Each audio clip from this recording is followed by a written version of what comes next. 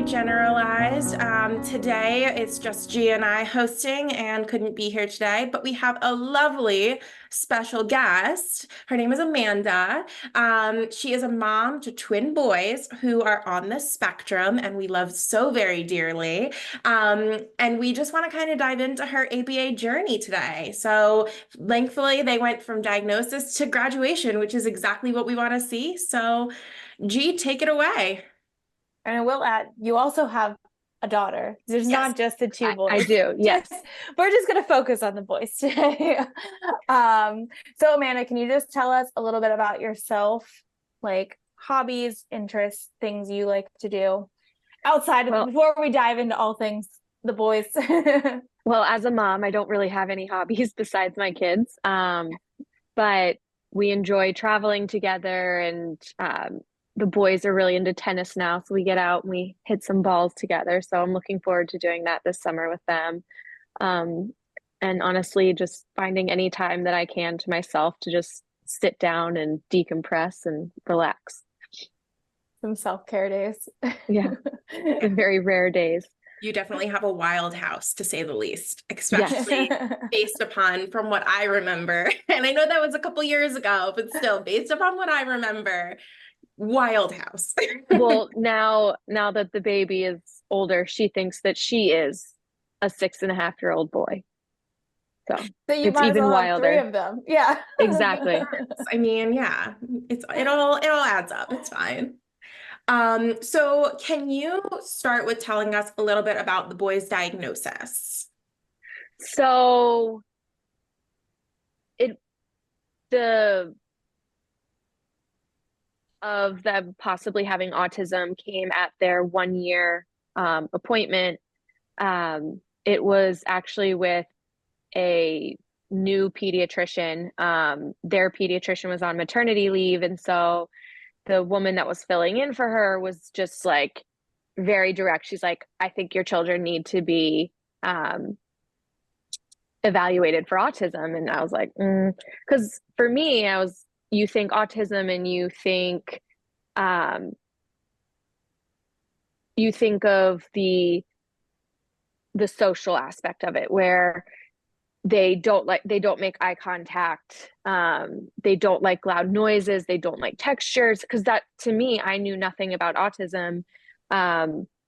Going into all of this, I had what I thought was autism, like what I thought autism would look like. And the more that I've learned, the more I've realized like it is a spectrum. There are so many different characteristics of children that have autism.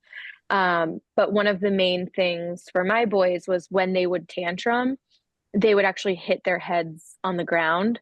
And it wasn't like, oh, I'm going to lightly tap my head on the ground. It was forceful banging their heads on the ground. And they would just keep doing it until their tantrum was over. And we just had to like sit there and put our hands under their heads and try and block it as best we could. O actually had the diagnosis first. I think it was hard because we went through early intervention to get the diagnosis. They really only spent a few minutes, and they didn't really get to know my children. In fact, the first time we were living in New York, and the first time the early intervention person came, she asked them questions. She showed them a book. They were almost 1.5 at this. They were 1.5 at this point. She's showing them a picture of a duck in a chair. Well, any child is gonna be like, "Ooh, duck!" So he pointed to the duck when she said, "Which one is a duck?" And I was like, "I promise you, he doesn't know what a chair is. Like, it's not that he knows what a duck is. He's choosing something that he likes over something that he doesn't like." And I actually found they didn't qualify for any services through early intervention. They were saying they weren't seeing anything because he knew what a duck was. And I just kept having to advocate for him to say, like, no, he really doesn't. And it actually annoyed me how much they weren't taking what I was saying into consideration.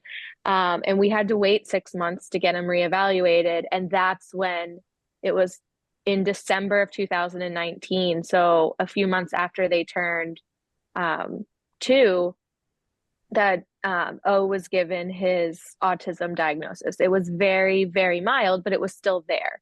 And so that January, we started services. We started speech, and it was actually an ABA through New York, but it was nothing like what they did with you both. But then COVID happened and services stopped, and we ended up moving to Pennsylvania. And that's when I immediately, like, I knew based on research that I had done with O's diagnosis, I realized A also had it. And I knew that I needed to advocate for him as well, to be able to get him first the diagnosis and then the services that he needed. It was just so hard to have at their 1-year appointment, the pediatrician say, your kids need to be evaluated, and then have it take almost an entire year before they can properly be evaluated, and all the hoops I had to jump through. Because then you wait for services as well. So like not only are you waiting for an evaluation and all of that, like then now we're waiting for services, and at that point they're getting further behind because like you're ready, you want to get them the help and you're ready to jump on board, and all of these hoops that we're diving through like is not helping. The earlier we can get to them, the better. Yeah, and especially with those like high intensity behaviors of like when they're having those meltdowns or tantrums and like not knowing what to do other than just block, right? Like you can't really help them if you don't have the correct. Because you can't tell them to stop, because also they're screaming, they're not hearing anything that you're saying. So it's just physically being there for them. And that's all that I could do. I didn't have any tools that I could help them with. And that is so difficult to just watch, because like my son is 6 months old and I can't even listen to him scream for more than 5 minutes. So and without being like, just come here. I just told you, just come here. So like, no, I don't know what I would do. Just like watching that unfold. Yeah. I also know when I joined the team, I think you guys were just starting getting A evaluated. But it was, I mean, I know for me, it was not obvious, but it was like, okay, he could benefit from all of the things that we're doing with O right now. Why not just loop them both into this and get this all done at the same time? Yeah, I don't. A's diagnosis came like about a year after O's. And I think you started and it was just with O, but it was like 20 hours a week. So you were there all day. Yes, I was. There was lots of time. And as you said, it was a weird time because it was right after COVID mandates had just lifted. So we were like, dealing with how do we enter back into the house after COVID and like the masks and all of that fun stuff. But yes, I just remember, I think we ended up just kind of looping A in. We used him as like a peer model, but again, a lot of the things we were doing helped him out as well. Yeah. And that's how we kind of got it done until A got his diagnosis. His approval. Yeah. Yeah, exactly. So then how did the diagnosis affect your whole family? I think with O, like at first, because at first as soon as like autism was mentioned, I was like, no, like because there is that stigma to it, and everybody has their ideas of what it looks like. And I kept saying, it's not my child. That's not my child. He doesn't do that. He makes eye contact. He plays with other kids. He's just not talking that much right now. And he has tantrums. So I was in a little bit of denial. But once I realized, like by doing more research and trying to find like ways to help, I realized he does have autism, and I went into it like full steam ahead. Um, and so it definitely helped with A's diagnosis, because I was like, he has this too. Um, but it is very hard, because there are families that they don't want the diagnosis, and so they push back. And from, I mean, Absolutely. even if like the diagnosis were wrong, um, I still like they got so much out of it. Like, I mean, you guys were absolutely wonderful and helped them to become the successful students that they are. So in my mind, I'm like, you really like, even if it's a possibility, like get all the services that you can. Um, all For it's going to sure. do is help your child. It's not going to hurt them. For Yeah. sure. I mean, there was definitely some things that like it was just like compliance to write your name. Mm-hmm. How long did we work on just the compliance of just sitting down and Well, write the your issue letters? also was because one of their names was longer than the other, and Oh they yeah. got upset because, oh my gosh, I remember being outside with chalk the one time, and I was only on the case for like 6, 7 months or something. I wasn't even on there very long, but I remember being outside for like chalk writing, and then the one day we just started writing names in chalk, and then I think it clicked for A. He was like, "Oh, it's not that bad." Like like even though his name's longer, like I originally, or I think I got to a point where I just like separate. They weren't allowed to write their name at the same time. Right. Listen, we're doing two different activities. You go play with Legos, and we're gonna go write names over there, and you were and the then we can RBT. switch. But like the thing also was like you were the RBT for both of them. So like just Mhm. trying to manage that too, like to just even have separate programs, but also like pull them into like certain things, like it's a Yeah, balance. it was fun though. I did like that I was a tech for both of them because I felt like I could work on a lot of things and I could see the things that we needed to work on in both cases. Like obviously, yes, I had a lot of things that they both needed to work on, but there was, a few things that were individualized that, O had one thing he needed to work on and A had another thing he needed to work on. And so it was really cool to like pick the different times that I could work on that. And I didn't have to like, okay, we only have 2 hours, right now. I have to try and manipulate this to work. Like I was there for such a long period of time that like, even if it came, like whatever came up at a different time, I could be like, you know what, we're just going to work on this really fast with A. And it was just, I liked the fluidity of it, that we could get a lot done during, either session. So yes, some days it definitely challenged me and tested me, but it was fun at the end of the Well, day. it didn't show. Thanks. No, it was a lot of fun. We definitely we made it work, and they came a long way. And I guess I was with you guys for about a year, maybe a little longer. I think Was it longer. longer? I I was feel only like with the longer company for 2 years, so because how long maybe a was the year and a other half. BCBA on the case before I came on to sub? I have no idea. Oh, well then because I feel like I started in like November, and I I think think that's when she left. And yeah. she had started probably in like September, October. As I say, it was getting cold out when I started on the case, Mhm. because I remember walking to your old house from the wherever I had to park. Oh yeah. It was cold. Yeah, I was only at Um, this house, but yeah, I think I was on the case until maybe summer. I feel like that sounds about right Yeah. yeah, because it was hot out when we were riding the little Oh, remote car. the Tesla. maybe Good I times. don't know if we still have that video. We have to attach Oh, that I'm video sure it's someone has somewhere. it. Yeah, Just we of might G have. and I in those cars. They are, for anyone listening, it's like the remote control, or not the remote, like the battery It's powered Jeeps the kids for ride kids. on car. Yeah, but it was a Tesla and a Jeep, and we would ride around in them It was because great. that's what you needed as your break during You need ABA. to have fun while you work. Exactly. Absolutely. Um, Yeah, oh, go ahead, yeah, it's Erica. my turn, right? Yeah. So in regards to ABA, First question, how did you hear about it? I want to say reached out to a family friend who is a pediatric neurologist when I first got the diagnosis for O.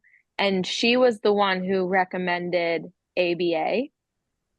And so I did a little research. And then in New York, the early intervention team actually assigned an RBT to do ABA. But when we moved to Pennsylvania and I was looking to start it back up, I had to reach out because the early intervention here didn't have ABA.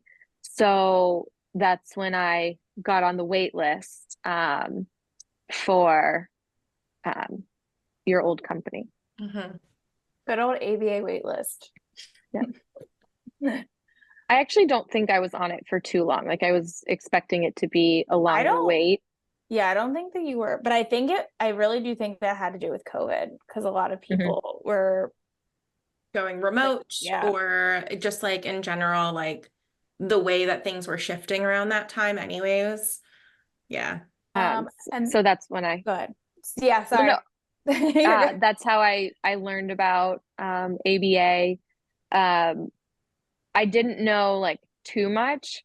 It was actually like after working with G, like when she first started, and I think like there were times we were talking about how this is more of like gentle ABA, that I did research and saw that there's like such a negative like I don't know if aura is the right word, but there's like negative thinking with ABA, but I feel like that's not anything that should be done right now. I think everything, especially all that you guys did, definitely was gentle and not controversial. And it's Absolutely. like you read our mind because that was actually yeah, that's what I was just gonna say. Yeah, so that was gonna be our next question, is just like if you had heard of any like negatives before starting ABA, or I guess like during, because I feel like that comes up often when parents start to do research of ABA, is like the negatives pop up instead of the positives.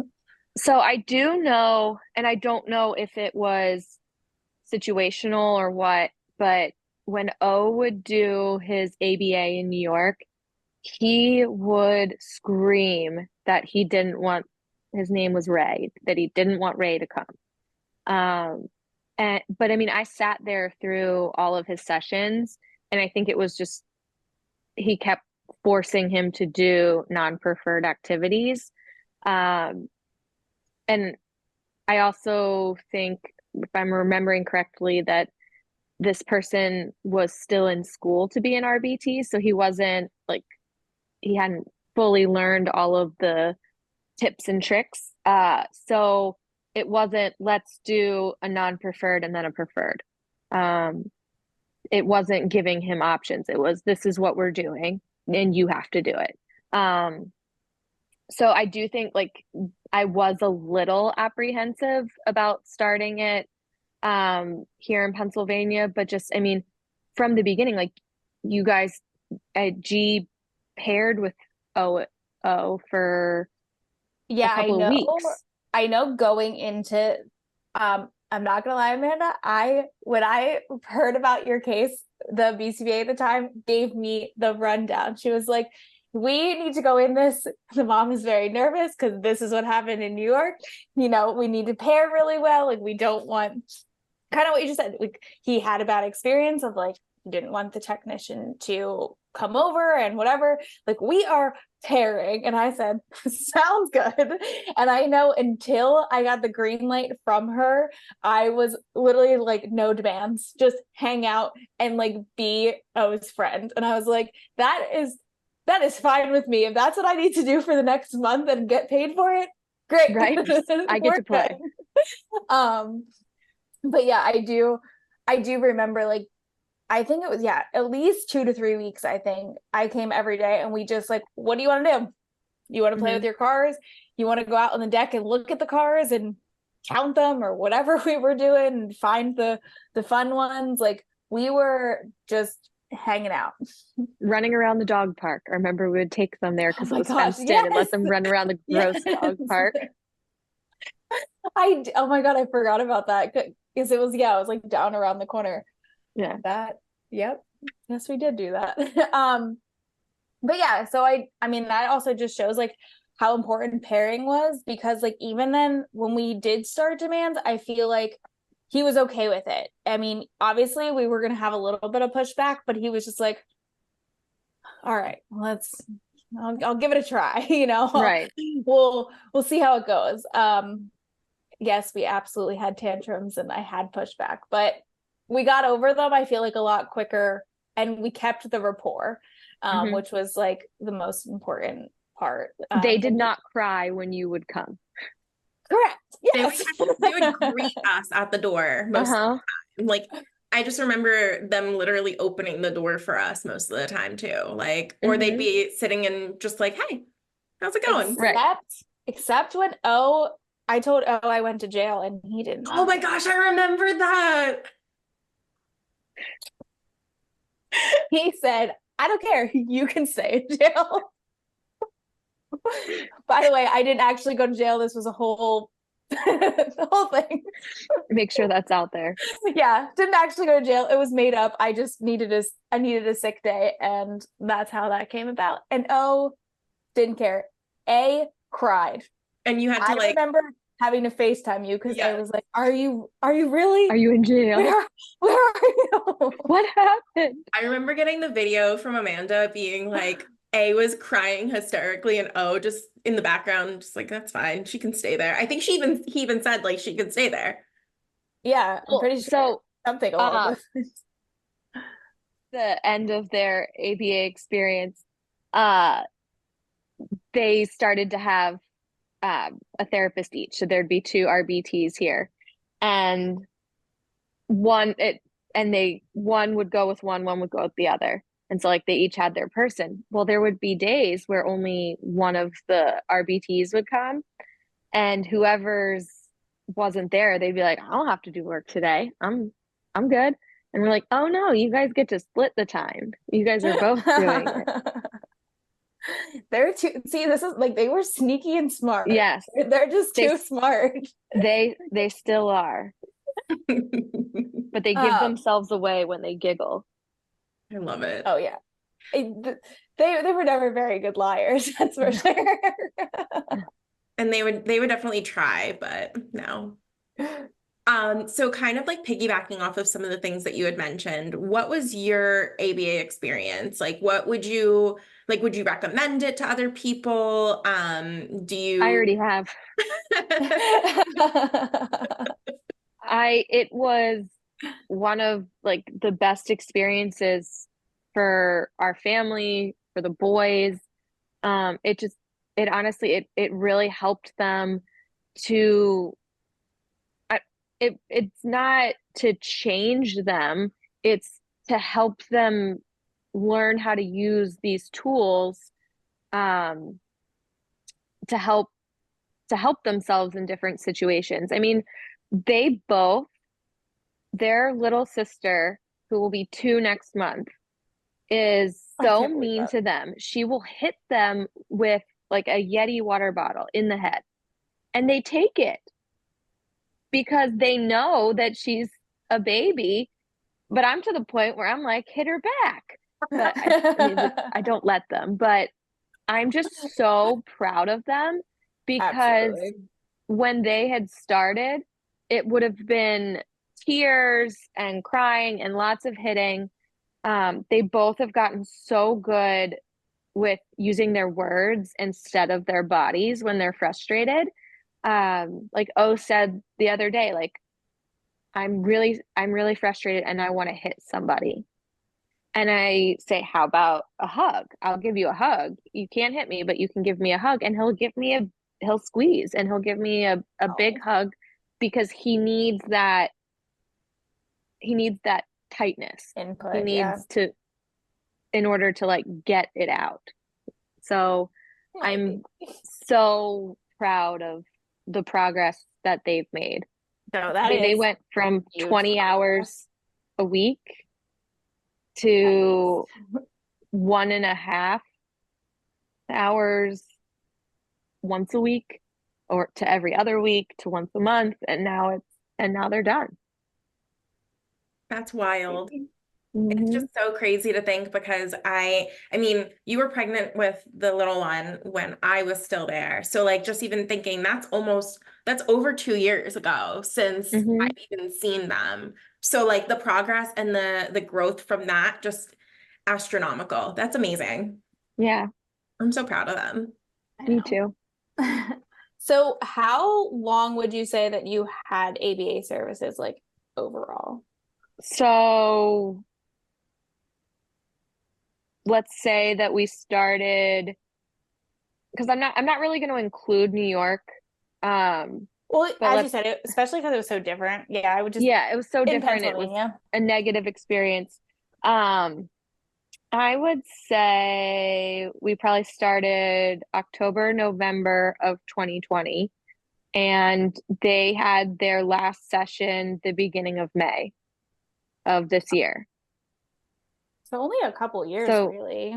yeah, And but that's impressive to make enough progress to go from 20, as you just said, like 20 hours each, not even 20 hours like total together, each. 20 hours each to complete graduation, that they're done, they're able to do everything pretty independent. Obviously, they're still youngsters. They need mom and dad's help for some stuff. That's typical. But to make that progress is absolutely crazy. I sing ABA's praises because I saw firsthand how much the techniques helped my boys. And I mean, to this day, like yesterday, O was getting a little rammy, and I could tell he was starting to get tired. But so I said, he squirted me in the face with a water gun. So I said, you need to get out of the pool and do 30 jumping jacks. Um, so I'm still using the techniques that I learned during ABA, our time during ABA, to like redirect That also would have been a whole behaviors. meltdown. Oh yes, 100%. That would have been a whole meltdown. So it's good to hear though that you still use a lot of the strategies that we are not just we collectively of the Yeah. BCBAs that you had because you went through 3 different BCBAs while at Hmm. the company we worked for because I don't even know how many RBTs we went through at the end. I will apologize for the craziness in between G. No, I know it wasn't my fault, but She had to leave us. I know she just had to go. There was a few kids in you guys, or few families, and you guys being one of them, that I was just like, can you come with? I need a change, but I don't want to change my kids. Can you just come with me? Um, that's awesome though. So I guess like kind of as you just said, you kind of just mentioned a few behaviors and everything, but what would you say is like was the biggest change from like start to finish, either in both of them or like individually? I mean, they don't bang their heads on the ground anymore. Like I think that's I mean, yeah. that's that's a big one. But just going back to using their words and not their bodies. Because I mean, they both would have bruises from bite marks and they would hit each other, um, scratch each other. But now, I mean, yeah, they're brothers. They still might hit each other, but Rough Absolutely. house. they really are using their words maybe a little too much because there's a lot of tattletaling going on. Um, but I'm just young little men that they are turning into. I am just so proud to be their mom. They are so polite. They're so smart. Like they're both reading and they love reading to their sister. Um, they're the best big brothers.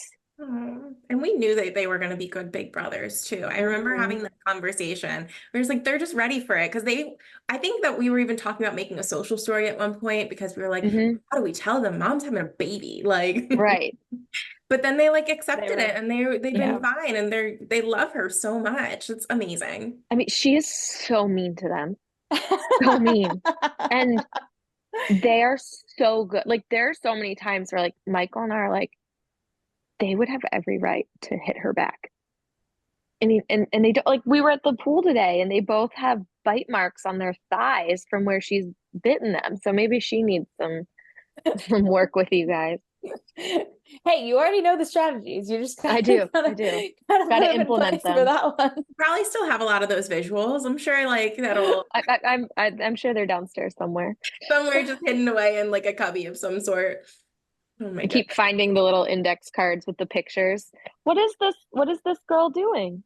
I feel like we Washing her spent hands. so long on those cards, and they knew them, but like the way we were collecting data, we couldn't like master them out because they'd like skip one somewhere, and I'm Right. like, guys, you know this. It would be that they answered it correctly twice, and then when G would go to do it the third time, they would be like not answering it correctly on purpose or just being silly, and then she'd try it again because that would be a mistrial, and then they would still just not do it. And so we were like, all right, well, we can't even track that. Like, guys, right. get it together. Again, too smart for their own good. They figured it out. The amount of I had to be like 3 steps ahead of them because they would figure out, oh, I know exactly what she's doing.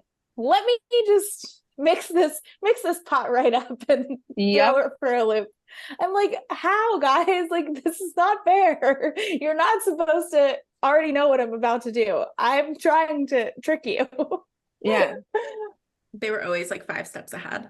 I'm sure they still They're too are. smart. So I guess our last couple of questions. What does life look like post ABA? Life is great. The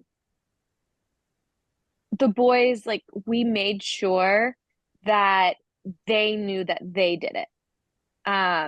We made a big deal about their session ending, and so we made sure to just tell them how proud we are of them and all of the progress that they've made and how they did it. And so they're really proud of themselves. Now they still get OT once a week. So now they're like, when can we be done with her? I'm like, slow your roll. You gotta learn how to tie your shoes and wipe your bottom. Yeah, like, I mean, these skills are still important. We got to still work on them. But it's a total different picture than what I had even thought of when I first heard that O had autism. It's not life altering. Like, they are thriving in a general ed classroom. In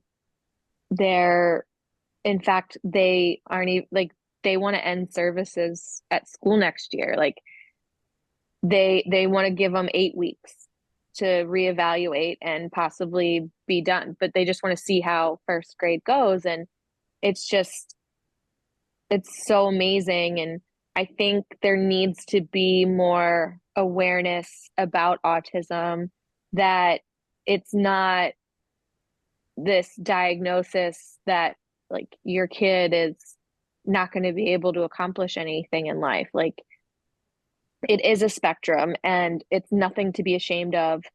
That you need to do all that you can to help your child to be able to use the tools that they have, because they are so smart.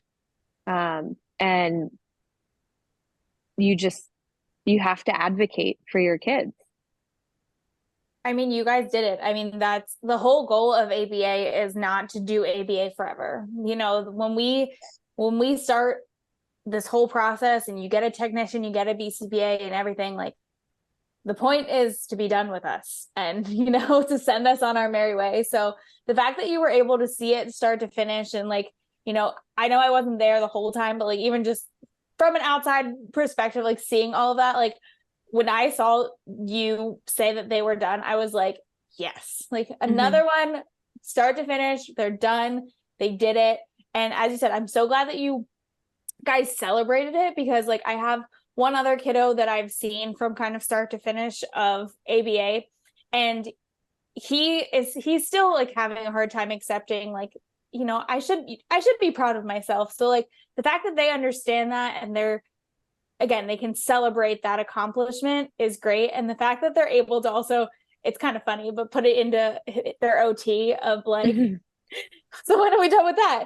But it also kind of motivating for, listen, this is what you got to do. And, you know, we can be done with OT soon, but there's a few more, you know, boxes we got to check before we get to that, point. So that's awesome that, you know, again, they've made it this far. I cannot believe that they're even, you know, up for reevaluation at school too. Like that is fabulous, because school's hard. It is. School's a whole other topic. But yeah, I'm really glad that they did it. And proud of you for still using the strategies and making it this far, and, you know, advocating for them, because a lot of parents, you know, end up having to be that advocate for their kid. And it's tough because, as you said throughout this, like, you get told no, you get told that that's not going to work, that's whatever, like, but you know your kid, and you know what is going to be right in the end. And if you stick to it, that's when things are going to get done, and you're going to be able to see the outcomes that you want. I also just want to add real fast, like I think that it's wonderful that you also gave ABA technically like a second chance, because you had like not the greatest, not like it was terrible, but like not a great experience in New York. But like when you came, you know, more south, I guess you could say, you know, In Pennsylvania. in Pennsylvania, not super south. But once you like, you know, change states, you still gave it, you know, another chance of like, okay, I guess like, you know, this is what my kids need right now. And I'm going to continue to try at least and give it a shot. You know, other parents that I've, you know, even tried, I've talked to so many parents over the years, and I feel like parents try, and if they have a bad experience, they're super apprehensive, and they're like, I don't think this is for me. And then they end up like backing out last minute, right? Before we get the authorization through or something, you know? So I think like, you know, I give you props too. I know G just did as well, but, you know, give you props for the fact of like sticking through it, and even like doing the parent trainings, understanding like what we are trying to teach your kids, and following through with it and continuing to use the strategies. So you deserve all the credit too. Well, thank you. Speaking of approvals, so in other states, like Pennsylvania, I had no idea until we moved here, and our pediatrician told me that Pennsylvania provides medical assistance for children with developmental delays, prematurity, autism, all this. Like, we would have had to take out a second mortgage if we had to pay for ABA out of pocket, because our primary insurance does not consider autism to be a medical diagnosis. So it doesn't cover anything. Which a lot of primary insurances at least in Pennsylvania, do not cover ABA services. It is maddening, because like other states where they don't provide you with secondary insurance or anything, like you're having to pay probably more than you have to get your child the services that they need, because you have an RBT and a BCBA that you have coming into your house or going to your child's school. And it breaks my heart, because not everybody has the resources to give their children what they need in order to get through life. And for sure, I am grateful that we did move to Pennsylvania because of the secondary insurance and how they do take care of children. Absolutely. And I think that's, you know, how a lot of, at least in Pennsylvania, that's how a lot of our kiddos are able to be successful in ABA and get all the way through the process, and get not only just ABA, like OT, speech, all of the things that they Mm-hmm. do need. But yeah, I think all of that is great knowledge and great everything. Again, I am so happy to just hear all of the progress. And when I get to see their progress as well, is just amazing to see. But thank you, Amanda, for being on today Thank you and for just having me. sharing your story. And thanks everybody for listening. If you would like to be on, you can email us at aba.generalized.podcast@gmail.com. We're on Instagram, ABA Generalize the Pod, YouTube, ABA Generalize. You want to see our beautiful faces. And remember to rate, review, and subscribe. ABA Generalized, the podcast, is not providing professional advice. Please seek a professional in your area for specific advice and support.